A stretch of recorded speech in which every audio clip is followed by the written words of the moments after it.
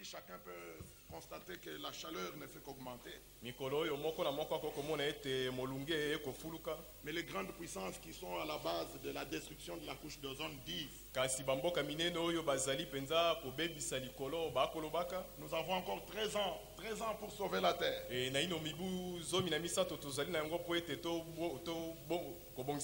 Nous leur disons menteurs. Parce que Dieu est seul vrai.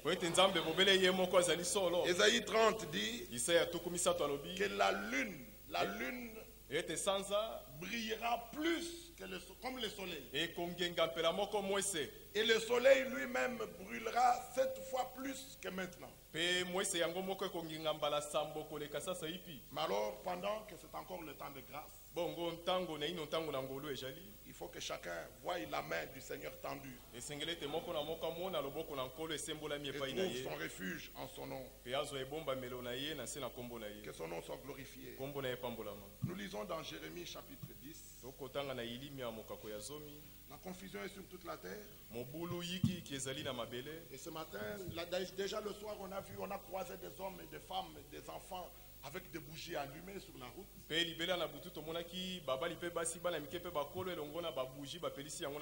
On peut se rendre compte combien l'humanité a bu à la coupe trompeuse. Mais nous pouvons remercier Dieu pour sa grâce. Il nous a préservés de toutes ces choses. Il nous en a fait sortir. Nous n'y retournerons jamais. Dans Hébreux 11, il est dit: si nous qui parlons ici, pourquoi parler seulement de ceux qui avaient cru dans le temps? Pourquoi seulement parler de ceux qui ont cru dans le temps? Si nous qui croyons, nous avions en vue les villes d'où nous sommes sortis. Peut-être qu'on peut le lire pour que ce soit bien vu. Hébreux chapitre 11. Il est dit au verset 14: ceux qui parlent ainsi montrent qu'ils cherchent une patrie. S'ils avaient eu en vue celle d'où ils étaient sortis, ils auraient eu le temps d'y retourner. Mais nous n'avons plus en vue les villes d'où nous sommes sortis. Nous ne voulons pas retourner en Babylone. La mère et ses filles. Babylone la grande est déjà jugée. Le châtiment lui est réservé. Et le message a retenti: sortez du milieu d'elle, mon peuple. Alors, parce que nous n'avons pas en vue les cités d'où nous sommes sortis, mais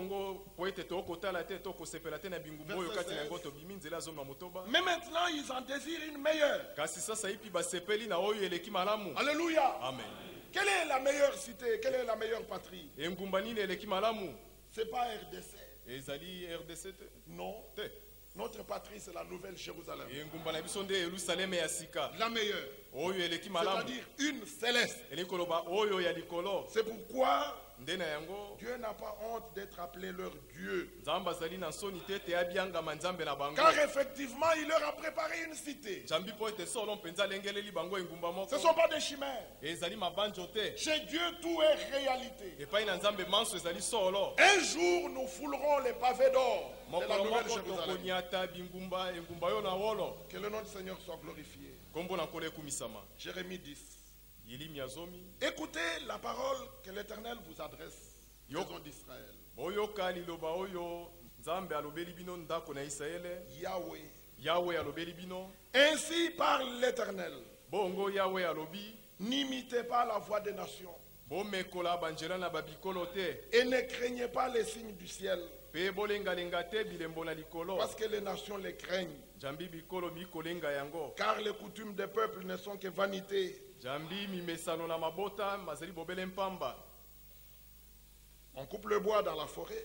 La main de l'ouvrier le travaille avec la hache. On l'embellit avec de l'argent et de l'or.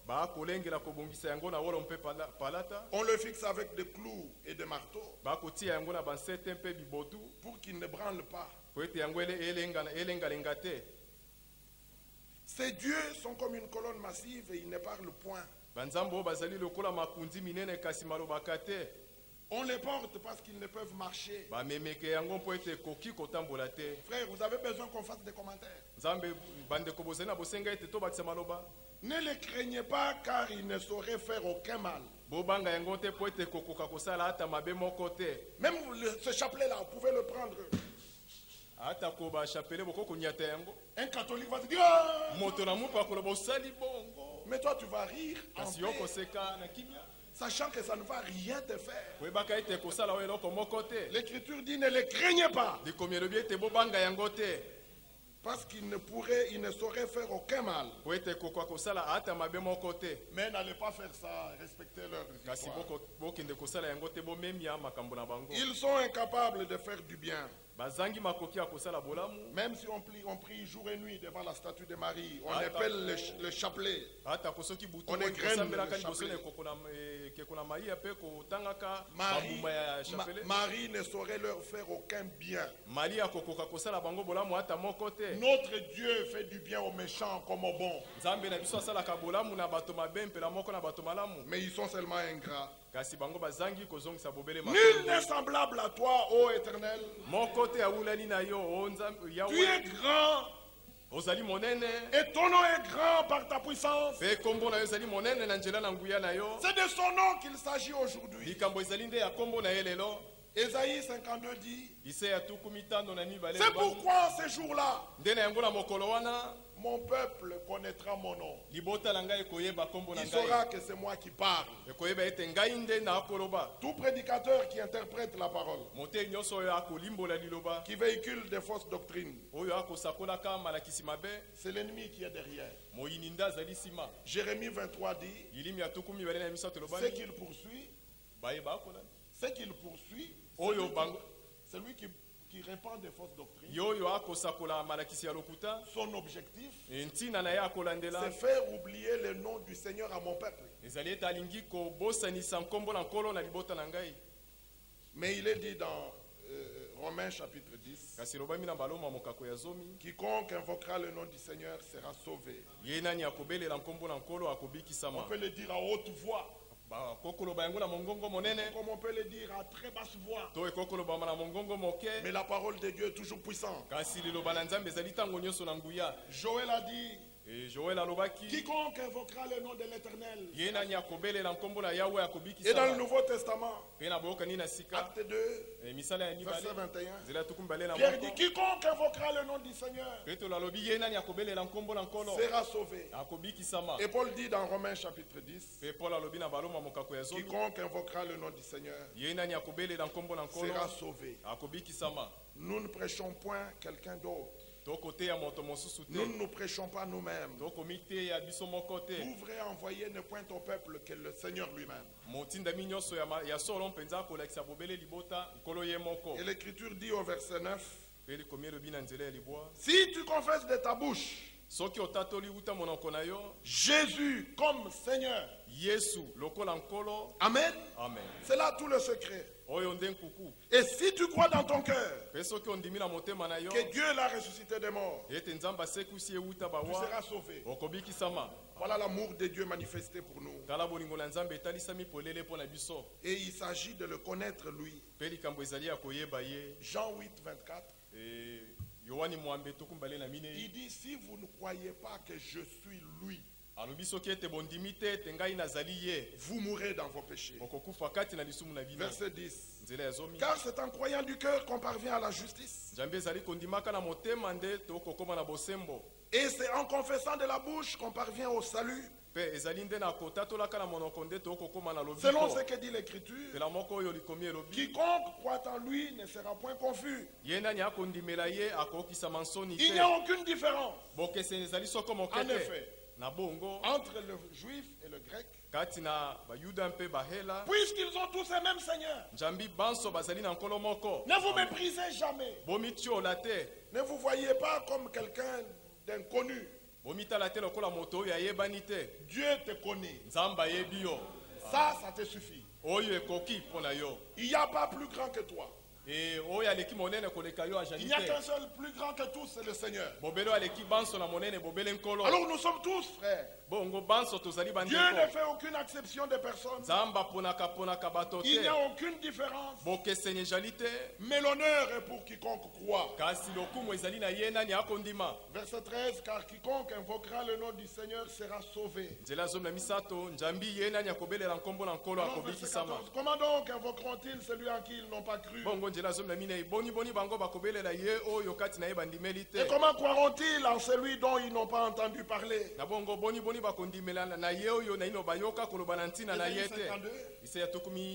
Voilà pourquoi les envoyés s'en vont. Et comment en entendront-ils parler s'il n'y a personne qui prêche? Et comment y aura-t-il des prédicateurs s'ils ne sont pas envoyés? Selon qu'il est écrit, qu'ils sont beaux les pieds de ceux qui annoncent la paix, de ceux qui annoncent des bonnes nouvelles. Alléluia. Amen. Heureux êtes-vous quand vous pouvez reconnaître les vrais envoyés de Dieu. Comment les reconnaissons-nous? C'est pas quand ils viennent, ils nous disent, j'ai vu dans un songe cette nuit. Non. C'est lui qui est envoyé de Dieu, dit les paroles de Dieu. Nous n'avons pas besoin des hommes recommandés par d'autres. Les vrais envoyés de Dieu sont recommandés par la parole qu'ils prêchent. Que le nom du Seigneur soit glorifié. Mais la Bible pose la question. Qui a cru à notre prédication? À qui le bras du Seigneur a-t-il été révélé? Le prédicateur prêche. Mais le Seigneur est celui qui révèle sa droite à quiconque croit. Alors notre prière ce matin c'est: Seigneur, ouvre nos yeux. Ouvre notre entendement spirituel. Que ton onction qui enseigne toutes choses nous révèle ta parole. Nous voulons croire ce matin.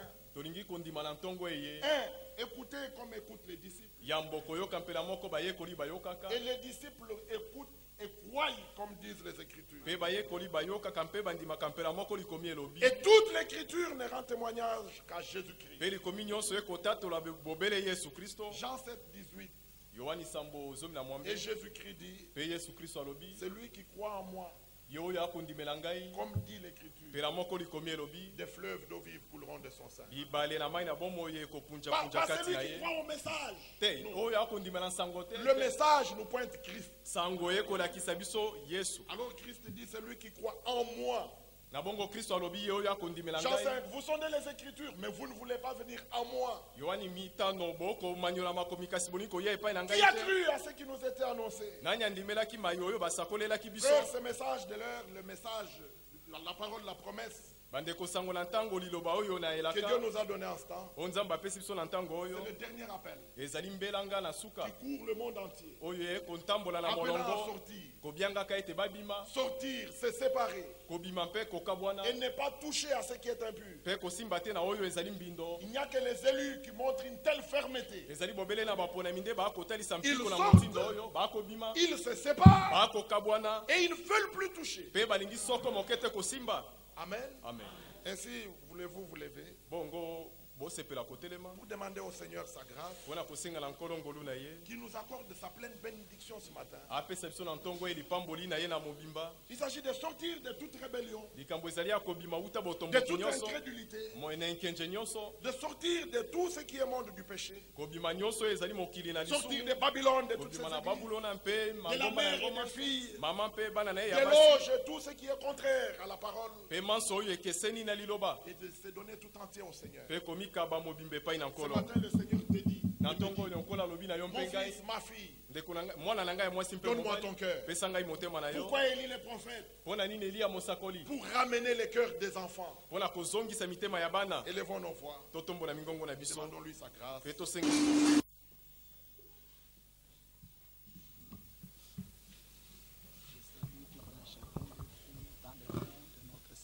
Napesi mbote na moko na bino na kombo na mutuya ya nkolo Yesu Kristo. C'est un grand privilège de nous rencontrer ce matin. Ezali lokumu monene kosangana lisusu na tongo ya lelo. Surtout que nous nous rencontrons ou nous nous rassemblons tout autour de la parole de Dieu. Isikanye soko sangana to kosangana zinga na iloba na Nzambe. Pourquoi est-ce que nous nous rassemblons tout autour de la parole parole de Dieu? Tozali kosangana zinga na iloba na Nzambe. Il y a une importance pour nous de nous rassembler tout autour de la parole. Mutuya moko ezali pona biso kosangana zinga na iloba na Nzambe. Et cela ne doit pas être à notre manière de comprendre les choses. Yango esengeli te ezala na lolenge na biso ya kososola makambo. Mais cela doit être de la manière que Dieu lui-même a fait les choses. Yango esengeli ezala na lolenge oyo Nzambe moko asali Parce que la Bible rend témoignage. Oete Biblia ezali kotatola. Au commencement était la parole. Ete na ebandeli liloba jalaki. Au commencement était la parole. Na ebandeli liloba jalaki. Et la parole est avec Dieu. Pe liloba zalaki mboka na Nzambe. Et la parole était Dieu. Pe liloba ajalaki Nzambe. De tout ce qui a été fait, na biloko biso bisalemaki, rien n'a été fait sans la parole. Eloko te salamaki na kozanga liloba. Dans la parole, il y avait la vie. Na kat na liloba bomo ibojalaki. C'est-à-dire quand nous nous rassemblons tout autour de la parole, elingi kolobeta biso koyanga na zinga na c'est liloba. pour puiser cette vie qui est dans la parole. Ezali pona kozuwa kotoka bomo ezali kat na Et liloba. cette vie n'est pas une autre vie que la vie de Dieu lui-même. Bomo yo bozali bomo imosusu te bobele bomo ya Nzambe yemoko. Aussi vrai que notre corps ici a besoin de la vie. Solo lokola njoto na biso ezala bosenga na bomo. Mais pour que cette vie de notre corps puisse s'épanouir, Puete bomo yo na nzoto na biso bokola bomo nana. nous avons besoin de la nourriture. Tozala bosenga na bilei. Nous avons besoin de manger. Tozala bosenga te toliaka. Nous mangeons de la viande, nous mangeons les foufous. Tokoliaka misunya, toliaka fufu, toliaka mbisi. Mais aussi notre âme Lisusu mpeli muna biso a été destinée à la vie. e ponama ke tinda maki pona bomoy. Mais notre âme Kasieli muna biso ne se sert pas de la nourriture naturelle. e koliaka te bilei toliaka na mokilo. La viande que nous mangeons n'entre pas dans notre âme. Mosunya tokoliaka kotaka te na kati neli muna biso. Les huiles que nous consommons n'entrent pas dans notre... Les huiles que Mafuta nous consommons n'entrent pas dans nos âmes. mafuta tokomelaka kotaka te na kati neli muna biso. Mais il y a une nourriture seulement particulière pour l'âme. Kasi bilei moko ezali ekese na bilei na biso bilei nyonso pona eli Pour muna que biso. cet âme puisse vivre la vie de Dieu. Puete elimo yebika bomo ina Nzambe. Pour que cet âme puisse participer à la vie spirituelle de Dieu. Puete elimo yango ekola na bomo ya molimo na Nzambe. Il faut que cet âme se nourrisse de la parole. Esengele te elimo oyo eli ya liloba. Mais quand on dit de la parole, Kasi tango tokotanga pona liloba. c'est pourquoi mes frères et mes sœurs bien-aimés, Yango wana bandeko nanga babali pe basi que balingami. Dieu puisse nous faire grâce. Tikete Nzambe asala biso ngolu. Nous avons franchement besoin de Dieu. Tozala bosenga penza na Nzambe. Nous avons besoin de son esprit. Tozala bosenga penza la molimo na ye. Surtout dans ce temps que nous vivons. Mingi na tango tozali kobika. Nous voulons voir vraiment l'action de l'esprit dans notre vie. Tolingi komona penza musala ya molimo na kati na bomo na biso. Nous voulons franchement voir la conduite de l'esprit de Dieu dans notre vie. Tolingi komona etambolo ya molimo katikati na bomo. Pour reconnaître ce que Dieu est en train de faire exactement avec nous. Pona koyeba oyo Nzambe adali katikati na kosala penza elongo na biso. Parce que si souvent les hommes ont toujours remercié Dieu sur ce qu'il a déjà fait. Puete mingi bato batonda Nzambe pona oyo asasalaki. Et aussi ils peuvent le remercier sur ce qu'il fera. Pe bakoki pe kokumisa pona oyo akosala sima. Mais ils ne reconnaissent pas ce que Dieu est en train de faire exactement là où ils sont en train de vivre. Kasi bazali koyeba te oyo Nzambe bazali kosala penza tango bango. Mais nous voulons trouver grâce aux yeux de Dieu comme l'a trouvé Simeon. Kasi tolingi koyamba ngolo na miso na Nzambe ndenge Simeon. La Bible nous dit que l'Esprit de Dieu était sur lui. Biblia ezali koloba te molimo na Nzambe azalaki likolo na ye. Et qu'il avait été averti divinement Pe asilai kokebisama kouta na Nzambe. qu'il ne verrait pas la mort avant qu'il ait vu la consolation que Dieu a préparée pour Israël. Ete akokufa te na kozanga komona libonde oyo babongisaki pona Le Israël. même esprit qui était sur lui Molimo moko azalaki likolo na l'a poussé un jour à venir au temple. atindikaki ye mokolo moko ete aye na tempelo. Le même esprit qui l'a poussé à venir au temple. Molimo moko oyo atindaki ete aye na tempelo. Il y avait beaucoup d'enfants qui étaient amenés ce jour-là, Bana mingi bamemamaki mokolo qui mona. devaient être consacrés. Baye basengelaki kobonzama Mais pona le Nzambe. même Saint-Esprit Kasi molimo mosantu lui accorde la révélation apesi bofungwami. de voir que cet enfant qu'il avait amené, Na komona ete mwana oyo azalaki na ye kati na maboko na il ye. était bien lui le salut. Ye wana nde lobiko. Mais il devait avoir aussi un nom. Il était le salut. Parce qu'il était une personne. Le salut était dans une personne. Dans cet enfant qu'il avait amené. Mais cet enfant devait avoir le nom. C'est un nom que quiconque pouvait l'invoquer afin qu'il soit sauvé. Parce qu'il nous a été dit, il a été dit ici. Quiconque invoquera le nom du Seigneur sera sauvé. Et Jésus-Christ est ce nom que le Seigneur nous a donné pour notre salut. Il n'y a pas beaucoup de noms. Jésus est la pierre rejetée par ceux qui baptisaient. Mais elle est devenue la principale. Il n'y a de salut en aucun nom. Mes frères et mes sœurs bien-aimés, je crois que ceci pourra être ma dernière réunion parmi vous. Mais je voudrais vraiment qu'on puisse comprendre pourquoi est-ce que ce nom nous a été donné. Vous voyez, les geôliers avaient posé très bien la question à Paul et à Silas. Il leur a posé cette question. Que faut-il que je fasse pour être sauvé? Parce que l'homme a toujours cherché à faire quelque chose pour s'approcher de Dieu. L'homme a toujours cherché à faire quelque chose pour son salut. Mais maintenant, cet homme aussi a posé la question à Paul et à Silas. Que faut-il que je fasse pour être sauvé? Mais Paul était un homme envoyé de Dieu. Il connaissait le salut de Dieu, il connaissait la volonté de Dieu. L'homme lui cherchait ce qu'il allait faire. Mais Paul a répondu. Il ne lui a pas dit ne fume pas. Est-ce qu'il lui avait dit ne fume pas? Il lui a dit va prier. Il a dit commence à sauter. Non. À chaque question biblique, il y a une réponse biblique. Crois au Seigneur Jésus. Tu seras sauvé, toi et toute ta famille. Nous voyons aussi la même chose arriver avec l'eunuque Philippe. Lorsque Philippe a commencé à parler à l'eunuque sur la bonne nouvelle de notre Seigneur Jésus-Christ, cet homme était touché dans son cœur. Il a dit, mais voici de l'eau. Qu'est-ce qui empêche que je sois baptisé? Parce que c'est lui qui accepte d'être baptisé. Il certifie qu'il a accepté l'alliance que Dieu a conclue avec l'humanité. Que Dieu a donné le pardon de péché à quiconque croit. Que Dieu a accepté de se réconcilier avec l'humanité. Que Dieu a accepté de justifier les hommes pour les choses qu'ils se sont rendus coupables. Qu'est-ce que Dieu, il certifie que Dieu l'a donné le salut, il a le salut. C'est qu'il croit déjà être sauvé. Il croit être réconcilié avec Dieu. Il croit être pardonné. Il croit être justifié. Il croit être ramené à Dieu. Il croit qu'il n'y a rien qui puisse le séparer avec Dieu. Il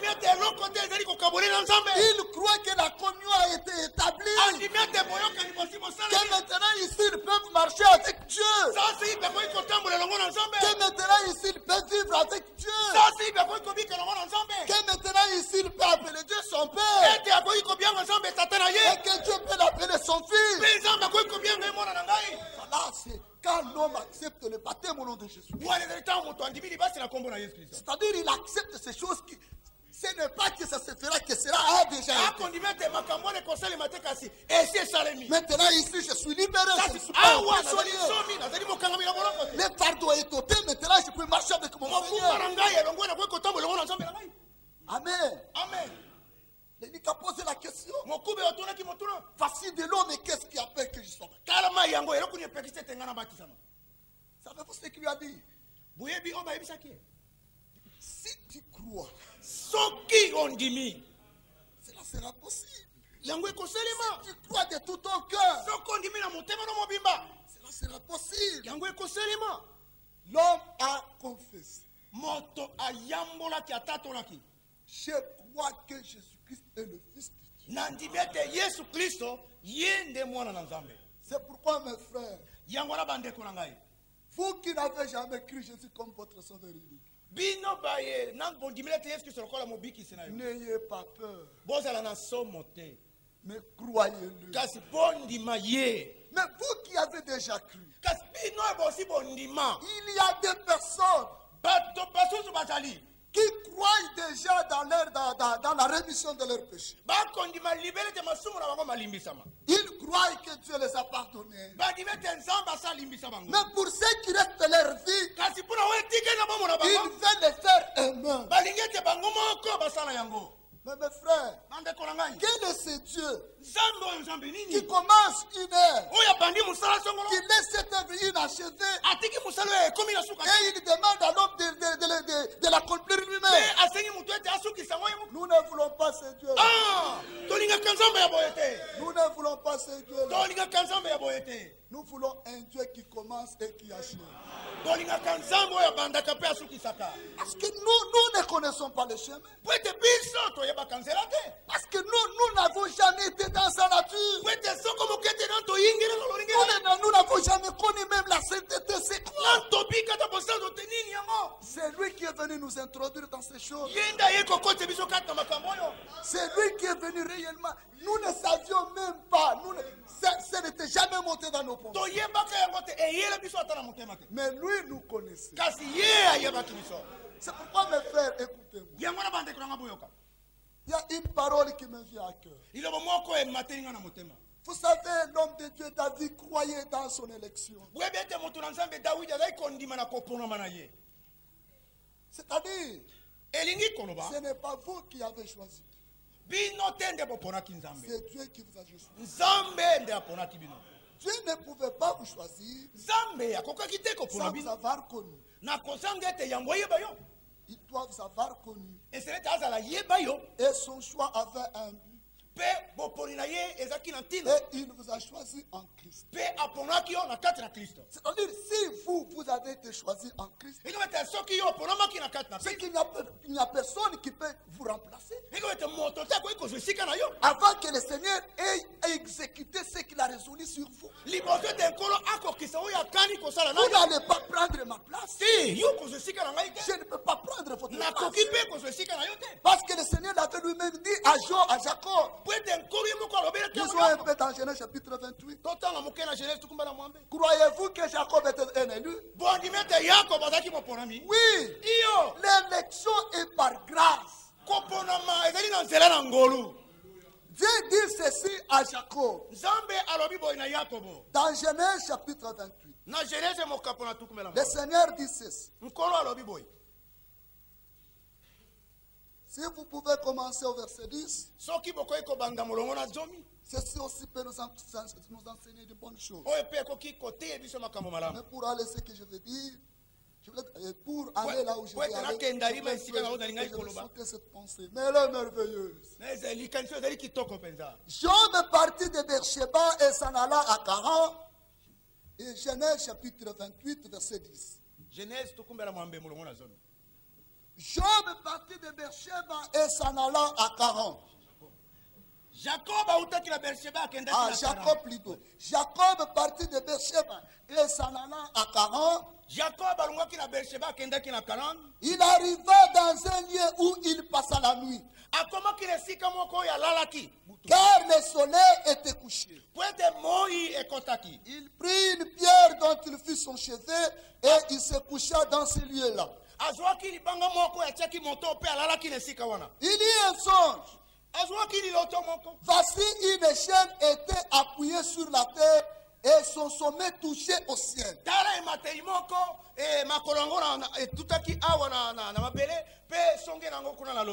Chacun connaît l'importance de l'échelle. Ça va vous permettre d'atteindre un lieu parce qu'ici il y a un vide.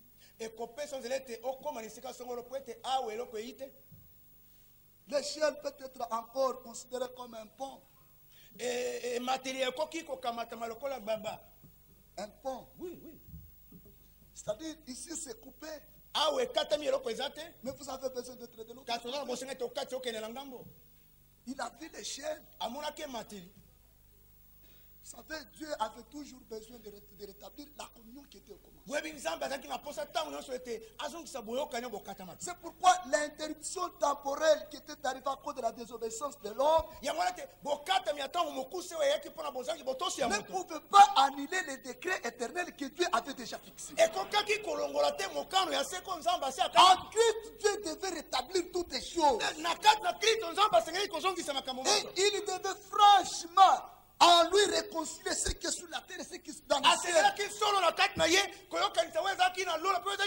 C'est pourquoi Jésus pouvait dire à Nathanaël, après que Nathanaël ait reçu aussi la révélation, Jésus a dit, tu verras maintenant des anges monter et descendre sur le Fils de l'homme. Mais ici, on voit l'échelle. Ici, on voit l'échelle. Voici les anges de Dieu montaient et descendaient par cette échelle. Mais dans le Nouveau Testament, l'échelle est devenue une personne. Nul ne peut venir au Père que par moi. Oh frère, sans Jésus, mais nous ne serions pas de prédicateurs. Sans Jésus, cette église ne serait même pas là. Sans Jésus, vous ne seriez même pas un enfant de Dieu. C'est pourquoi, frère, Jésus, le Seigneur Jésus, et c'est bon nom que Dieu nous a donné pour notre salut. C'est pourquoi l'écriture continue. Et voici l'Éternel se tenait au-dessus d'elle et il dit, vous voyez maintenant, ici Dieu ne se présente pas qu'ils sont beaucoup. Dieu ne se présente pas ici qu'ils sont beaucoup, qu'ils sont nombreux. Dieu s'adresse à Jacob. Il dit, je suis l'Éternel, le Dieu d'Abraham, ton père est le Dieu d'Isaac. La terre sur laquelle tu es couché, je la donnerai à toi et à ta postérité. Ta postérité sera comme la poussière de la terre. Tu t'étendras à l'Occident et à l'Orient, au septentrion et au midi. Toutes les familles de la terre seront bénies en toi et en ta postérité. Maintenant, viens ce que je veux dire. Vous devez croire cela, mon frère. Si réellement vous avez été élu en Christ, personne et personne ne peut prendre votre place. Et Christ ne sera pas distrait avant que vous ayez atteint votre destination. Mais Paul avait déjà dit, après de nous avoir parlé des témoins qui ont expérimenté Dieu, dans Hébreux chapitre 11. Il dit ces gens ici, ils sont morts dans la foi. Ils n'ont pas reçu ce qui leur avait été promis. Mais ils ne pouvaient pas arriver à la perfection sans nous. Pourquoi? Parce que Dieu avait aussi quelque chose à faire avec nous. Est-ce que croyez-vous cela? Nous aussi. Nous aussi. Dans cet âge ici. Vous aussi. Dieu a quelque chose à faire avec vous. Ça, ce n'est pas un homme qui a demandé. Écoutez mes frères, l'élection, la prédestination, ce n'est pas un simple souhait. Non, ça c'est une prise de décision. C'est une décision. Dieu dit, je t'ai choisi toi. Je t'ai choisi toi. Et si vous posez la question, parce qu'il y a des frères qui pensent qu'ils disent, ah frère, donc Dieu dit, je t'ai choisi toi. Et celui-ci, je ne le choisis pas. Mais si vous doutez ça, vous ne connaissez pas ce qu'on appelle le choix. Mais vous trouvez dans un magasin, il y a beaucoup de chemises. Vous n'allez pas prendre toutes les chemises. Les choix, c'est-à-dire vous triez parmi les chemises. Mais pour des chemises, là, vous pouvez les choisir à cause de saboter et tout ça. Mais pour l'élection, il n'y avait rien de bien en vous qui puisse attirer Dieu. Dieu lui-même voulait apporter ce qu'il était en vous.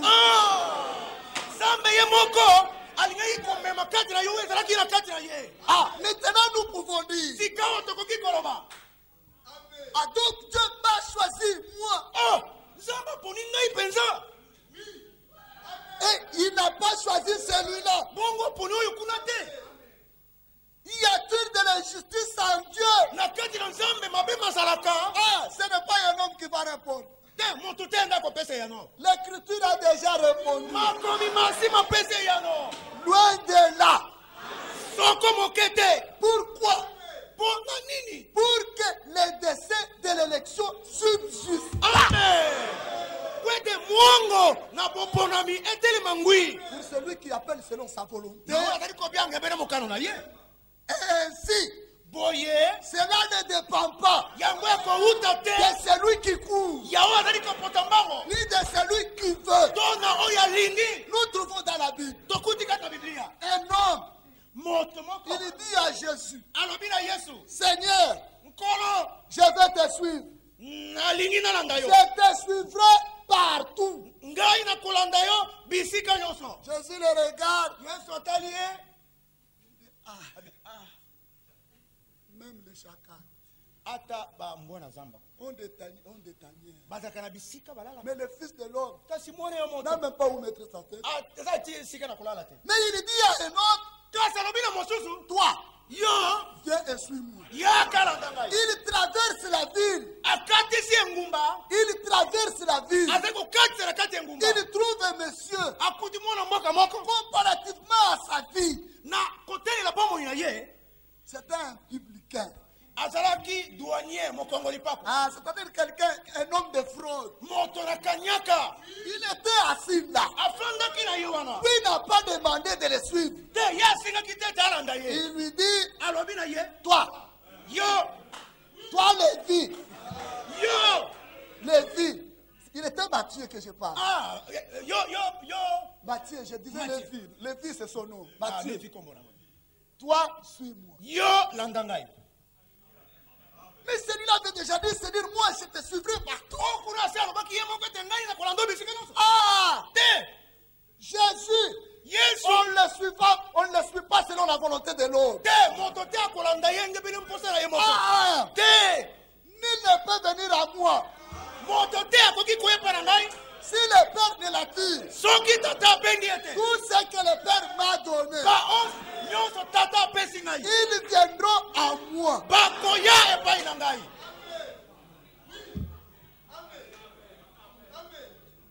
Croyez-vous cela, mes frères? C'est-à-dire que nous ne sommes pas des fraudeurs dans le royaume de Dieu. Nous ne nous sommes pas introduits nous-mêmes. Il y a quelqu'un qui nous a introduits. Il y a quelqu'un qui nous a choisis et qui nous a établis. Amen. Amen. Nous voulons croire comme ça, frère. Maintenant, si Dieu nous a choisis, comme il avait choisi Jacob, il dit, j'ai choisi Jacob, j'ai haï Esaü. Avant même que les enfants soient nés, qu'il nous ait fait ni bien ni mal. C'est pour nous dire que notre salut, notre élection ne dépend pas de notre comportement. Ne dépend même pas de la famille où nous sommes nés. Dépend de la volonté de Dieu. Considérez que c'est vous que Dieu a choisi. Il vous a aimé. Il a voulu s'attacher à vous. Vous n'étiez même pas un peuple. Mais maintenant vous êtes le peuple de Dieu. Vous n'êtes même pas tout ce que Kinshasa est. Le nombre que vous êtes ici. Si même on peut vous mélanger avec les autres avec qui vous avez la même foi. Vous ne serez pas ce que Kinshasa est. Vous êtes seulement une minorité. C'est pour que Dieu puisse avoir raison.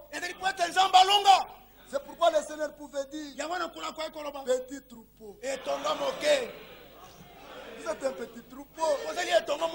Comme Dieu pouvait dire à Israël. Comme Dieu pouvait dire à Israël. Tu n'es pas grand en homme. Pour que l'Éternel Dieu puisse s'attacher à toi. Parce que Dieu t'a aimé. C'est l'amour de Dieu. Vous savez, frère, avant que je puisse continuer, moi j'ai toujours dit, même avec mon épouse, j'ai dit, toi tu ne peux pas dire que tu m'aimes plus que moi. Non. Parce que toi tu ne me connaissais pas. Toi tu ne m'avais pas cherché. Tu ne m'avais même pas dans la pensée. Mais moi, j'avais une femme en moi. J'ai commencé à diriger mon choix. Quand je t'avais vu, c'est moi qui cherchais comment je dois être en contact avec toi. C'est moi qui devais te dire combien j'étais. Ton amour n'a été que la réponse à mon amour. Si vous vous dites, frère, j'aime Dieu. J'aime Dieu. Parce que Dieu a prouvé son amour. Est-ce que quand vous avez cru, il vous a aimé quand vous avez cru? Quand vous étiez pécheur, il était déjà mort. Il a tout fait pour moi. Même les bonnes œuvres.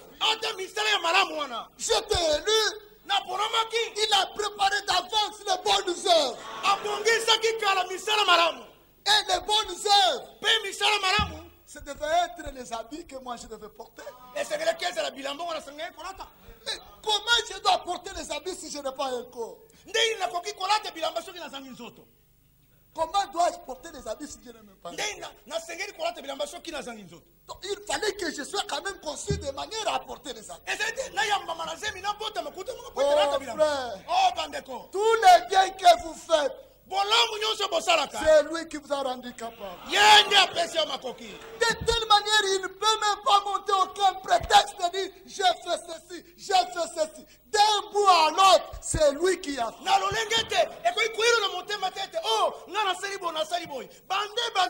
Il disait déjà à Israël.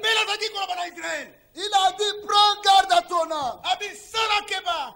Quand tu vas entrer dans ce pays-là et que tu vas te construire des maisons et que tu auras de la richesse et que tu vas dans la prospérité, ne dis pas ce sont mes mains. Il y a des frères qui pensent que ce sont leurs prières. Mais la prière c'est quoi?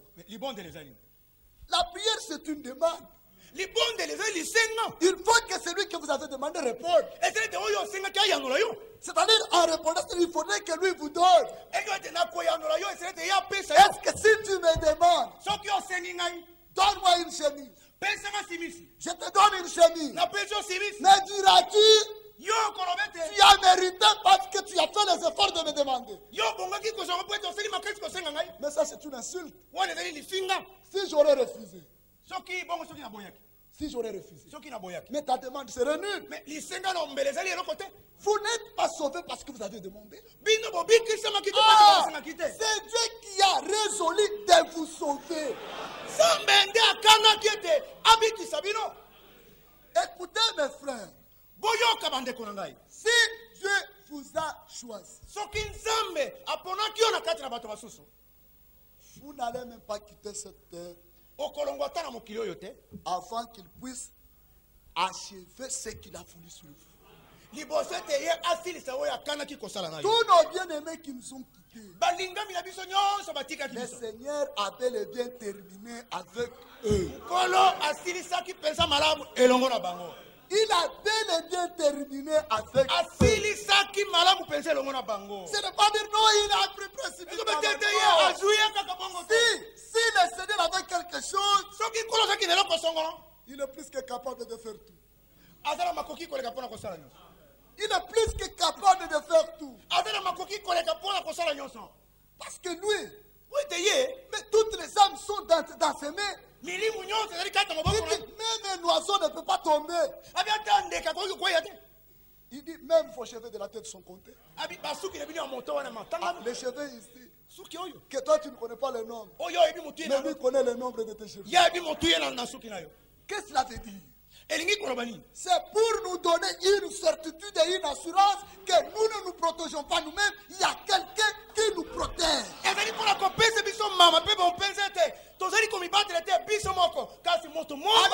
c'est lui qui nous protège, reposons-nous tout simplement dans ses seins. Est-ce que le voulez-vous? Le croyez-vous? Alors vous n'avez pas à vous inquiéter. Que ce soit pour votre vie naturelle, que ce soit pour votre vie spirituelle, votre Dieu est fidèle. Laissez-vous tout simplement insérer. Laissez-vous tout simplement conduire. Prenez la parole de Dieu pour vous. Parce qu'il ne fait rien en dehors de sa parole. Il confirmera lui-même sa parole. C'est pourquoi il dit à Jacob. Parce que je voulais réellement que vous soyez sûr de ces choses. C'est lui qui a choisi Jacob. Maintenant au verset 15 sur 16. Voici, je suis avec toi. Je te garderai partout où tu iras. Et je te ramènerai dans ce pays. Car je ne t'abandonnerai point et je n'ai exécuté ce que je t'ai dit.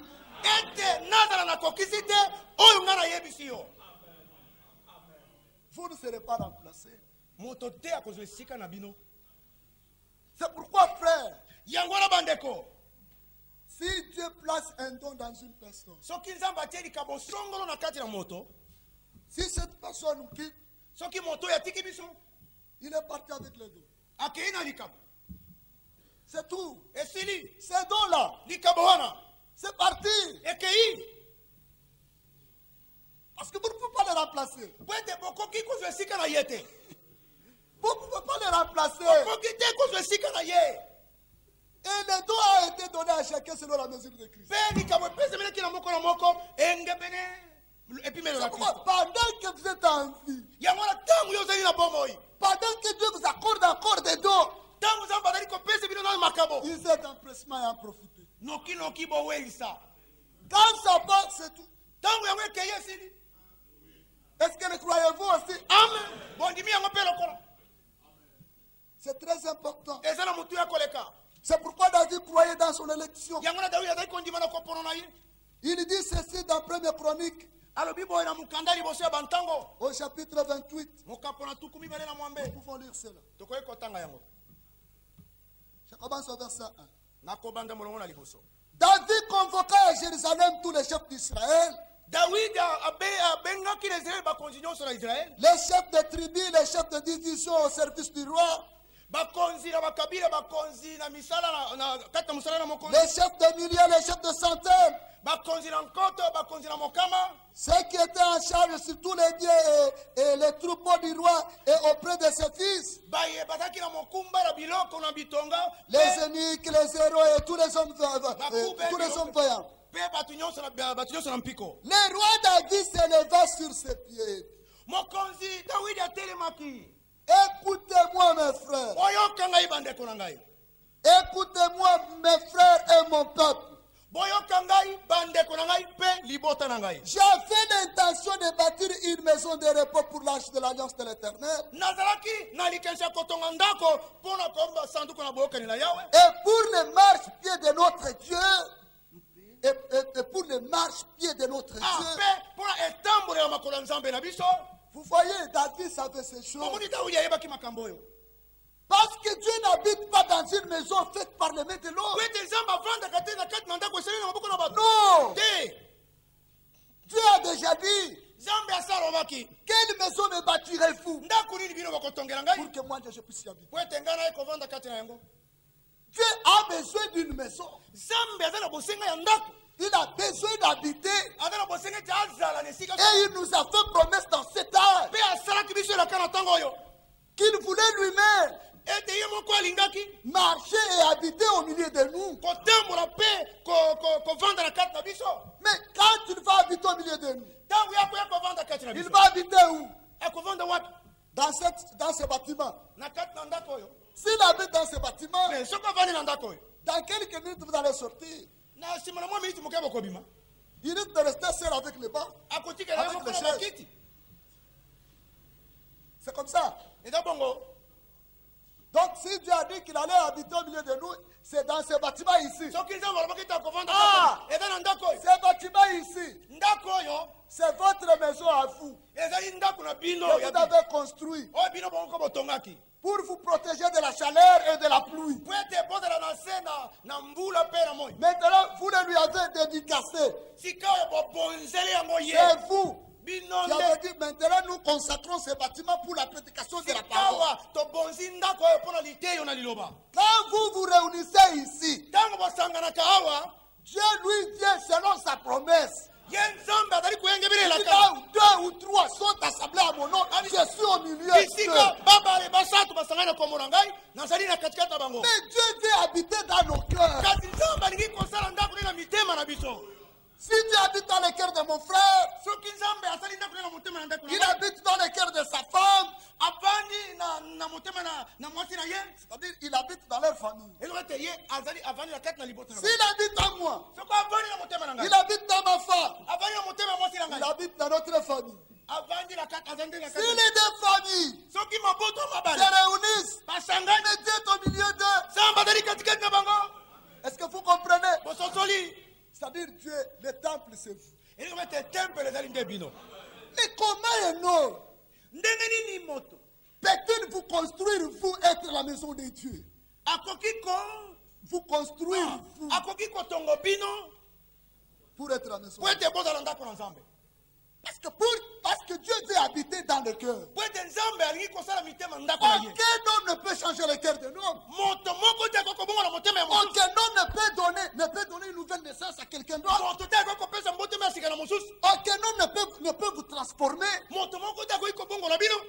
faut que ce soit Dieu.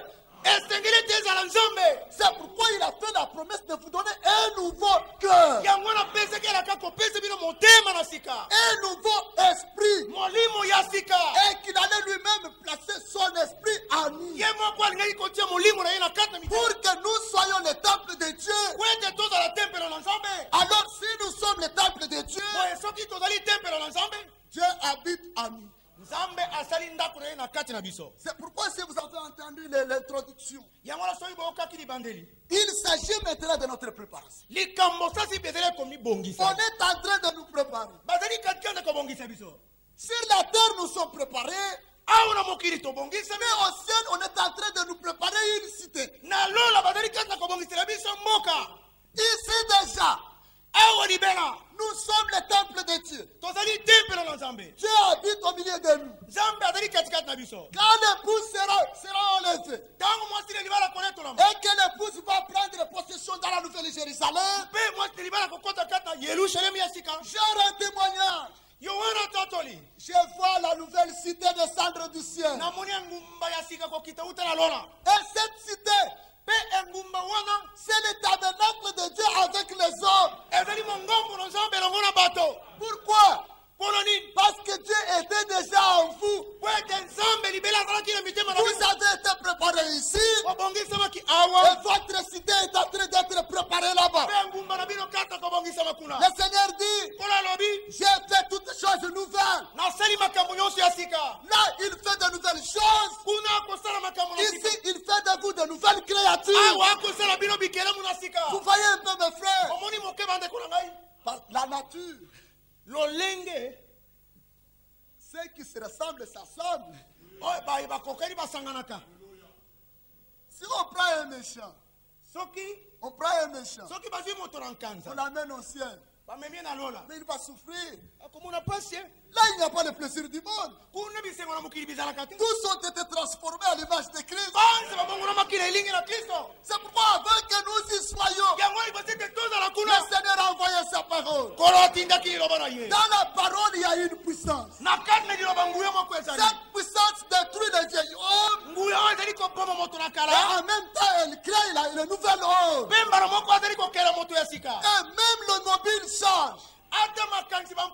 Même les préoccupations changent. Aussi vrai que nous avons un cœur de la chair, nous sommes dominés par un esprit mondain. Nous sommes dominés par un esprit mondain. Nous sommes attachés aux choses du monde. Quand l'esprit de Dieu vient sur nous, les choses changent.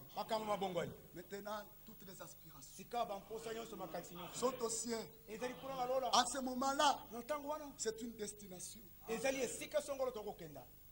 Parce que le Saint-Esprit, c'est un sceau. C'est un sceau. C'est un sceau. Frère, maintenant ici, on n'a pas encore vu le rassemblement de l'Église. Ce n'est pas encore tellement magnifique. C'est vrai, comme Israël est parti. Mais savez-vous ce que le Seigneur a promis en Ézéchiel chapitre 39? Au verset 29, le Seigneur dit, je vais les ramener. Mais je vais répandre mon esprit sur eux. Frère, nous aussi. Nous aussi. L'église au commencement a commencé avec l'effusion du Saint-Esprit. Mais cette église ne va pas s'achever autrement. Nous attendons une puissance de l'Esprit. Ce n'est pas une personne qui va venir faire cette puissance, la démontrer pour vous. Je vais y arriver sitôt là. Mais je vais d'abord vous dire ceci. Je voudrais que vous soyez sûr avec ceci. Laissez-moi d'abord dire ceci. Donc l'écriture dit, c'est Christ en tant que char. Comme il a été promis, c'est lui qui devait venir bâtir l'État. Et quand tu es venu, il a dit, Je bâtirai mon église. Il se sert de ce ministère. Et Paul dit ceci, comme un sage architecte. Il n'y a pas de maison sans fondement. Pour que la maison soit érigée, il faudrait que cette maison ait le fondement. Avant même que vous-même vous soyez le temple de Dieu en tant qu'individu, il faut qu'il y ait un fondement. Amen. Votre foi doit avoir un fondement. Votre foi doit avoir un fondement. Si réellement ici, et même ici où vous êtes, vous devez connaître le fondement de cet tabernacle. Vous devez connaître le fondement de cet tabernacle. Sinon, si nous sommes encore sur la terre, et que le Seigneur puisse me permettre de revenir, il y a un risque que je ne vous trouve pas ici. Si vous n'avez pas de fondement, c'est-à-dire que vous êtes flottant, et si vous êtes flottant, il n'y a plus de vie en vous, et quand le vent va venir, les fausses doctrines ont besoin d'être là. Ils doivent être là. Il faut que les fausses doctrines soient là. Il faut vraiment que ça soit des ténèbres très épaisses. Pour que même une étincelle de lumière, ce sera bien remarqué. Est-ce que vous suivez ça? C'est ça, frère. Il faudrait vraiment qu'il y ait beaucoup de fausseté. Même les faux prophètes, les faux docteurs, ils sont nombreux. Mais le Seigneur dit la moisson est grande. Peu d'ouvriers. Et ces ouvriers-là ne s'imposent pas. Ils sont envoyés. Ils sont envoyés. Ne se présente pas eux-mêmes. Mais le Seigneur, il a donné aux élus. Il a dit vos yeux verront ceux qui vous instruisent. Mais derrière vous, devant les yeux, vous voyez des lèvres qui vous parlent. Mais derrière, il y a une voix qui vous donne le contexte exact de ce qui vous est parlé. Voici le chemin. Voici le chemin. Marchez-y. Ceux qui vous instruisent ne sont pas le chemin. Ils rendent témoignage au chemin. Mais le chemin, c'est Jésus qui vous sauve. Mais ce sont des réalités qui se passent maintenant. Ce sont des choses qui se passent exactement maintenant. C'est pourquoi nous ne voulons pas être dans l'erreur. Nous voulons voir ce que Dieu est en train de faire. C'est dans ce moment-là alors que ce que le Seigneur a dit. Heureux sont vos yeux. Mais les yeux d'un aveugle, quelqu'un qui ne va pas, ses yeux ne sont pas heureux. Est-ce que ces yeux voient? Si vous lui dites tu es heureux parce que tu vas, est-ce qu'il voit? Heureux c'est lui qui voit. Si on te dit qu'est-ce que tu vois? Je vois l'accomplissement de ce que Dieu a promis. Cette écriture est accomplie. Donc c'est moi. Je ne suis pas venu de moi-même. Donc c'est Dieu qui m'a appelé. Pourquoi Dieu vous a appelé?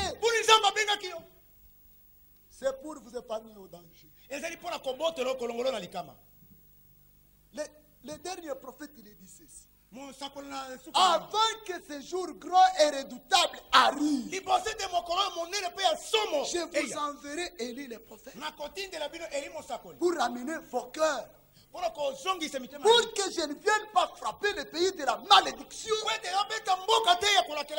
Le monde entier est sous la puissance du méchant. Mais le Seigneur est venu vous faire sortir vous du jugement. Et